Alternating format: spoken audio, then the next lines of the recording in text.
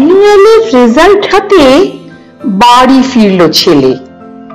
মা বলল, কোন পেপারে কত নম্বর পেলে? হিস্ট্রিতে মম 84, ম্যাথসে 90। মা বলল, fantastic, just like a hero. সায়েন্সে dad, not so fair, only 69।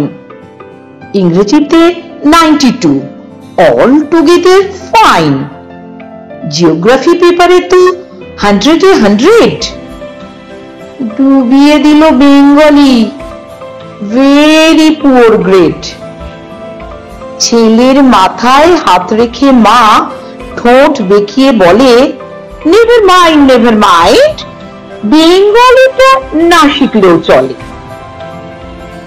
বাবা বলল, বেশ বলেছ বঙ্গমাতার কন্যে, বাংলা টাংলা আমার মতো অশিক্ষিতেরই জন্যে।